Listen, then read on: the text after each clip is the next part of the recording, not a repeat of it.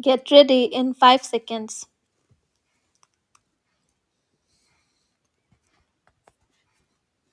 Start. Provision of efficient and world class infrastructure is critical for our growth aspirations.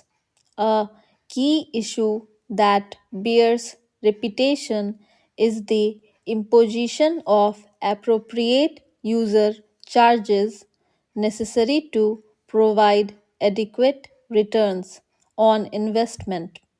Some success has been achieved in areas such as telecom, roads, and ports, where appropriate user charges exist. With the tariff rationalization and other bold measures introduced by my colleague, the Minister of Railways, we can expect the railways to serve well the key transportation needs of the country in the years to come. Other areas such as power, urban infrastructure, other transportation, and the like continue to experience great difficulty because of the lack of appropriate user charges. Restoration of financial viability in the power sector remains crucial. The average rate of return for all SEBs is about minus 40%, and their combined losses continue to increase.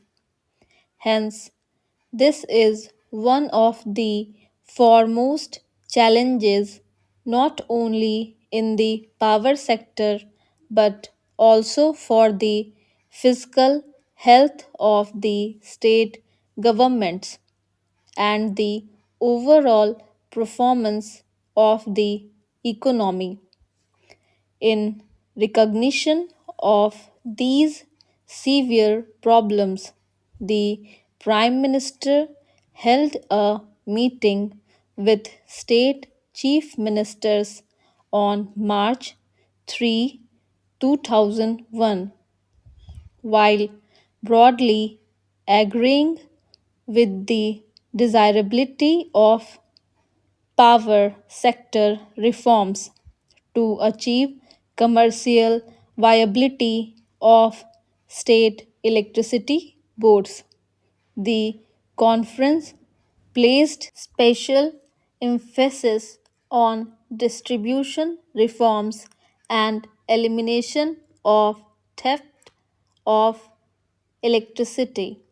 Subsequently, the high level empowered group of chief ministers and union ministers has agreed to a one time settlement scheme in regard to SEB over dues to the central public sector utilities through scrutinization and issue of tax free bonds by the respective state governments, subject to the achievement of specified performance milestones and full payment of current dues in the future.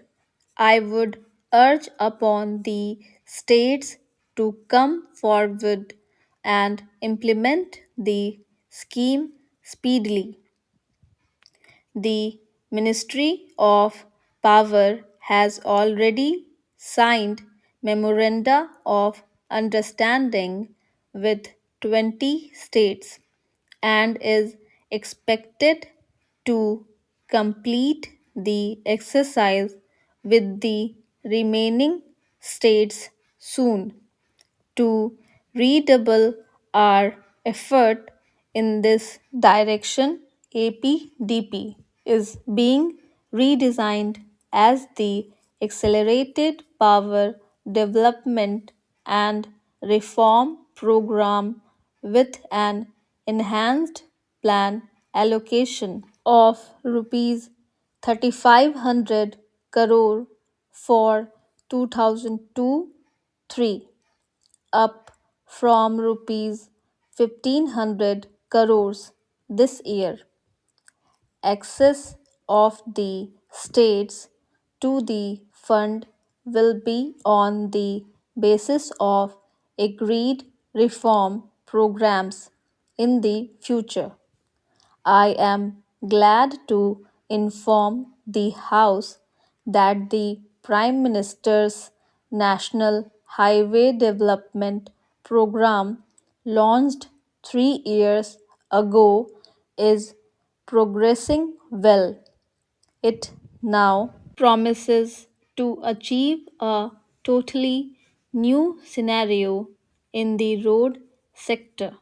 The Golden Quadrilateral will be completed substantially by December 2003, a year ahead of schedule. The north south and east west corridors have a length of 7,300 kilometers, of which 716 kilometers have already been four laned. With the assistance of multilateral funding, other borrowings by the National Highway Authority of India with government guarantee and other innovative financing schemes, the funding for this phase will be fully tied up in 2002-3. The present port trust structure does not allow Indian major ports to have the flexibility needed for efficient management and for raising institutional funding. It is therefore proposed to corporatize major ports in a phased manner. Private sector investments have been facilitated, and 17 projects worth more than rupees 4500 crore have already been approved, and another 8 projects worth more than rupees 3200 crore are under consideration.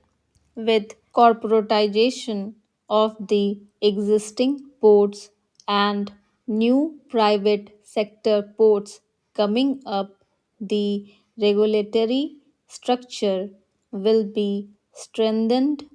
The government has already announced its decision to upgrade the international airports at Delhi, Mumbai, Chennai, and Kolkata to the standards of world class airports by inducting private sector management and investment through long term leasing system.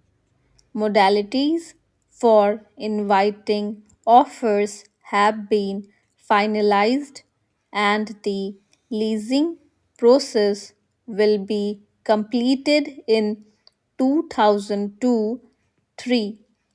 Private sector participation in greenfield airports will be encouraged through a package of concessions. Availability of land and related infrastructure from the state governments, exemptions from levy of inland air travel tax and foreign travel tax on departing passengers for projects located in states that charge sales tax on aviation fuel at central sales tax rate, charging of advance development fee by way of additional passenger service fee at the existing airports for help in financing of the greenfield airport and levy of user development fee at the new airport authority of India. The proposed new airports in Bangalore and Hyderabad will benefit from these concessions. The 2001 census shows that the urban population in India is now about 285 million, greater than the total population of the United States. The number of cities with more than 1 million population has increased from 23 in 1991 to 35 in 2001. We are aware of the sad plight of most of our towns and cities as such.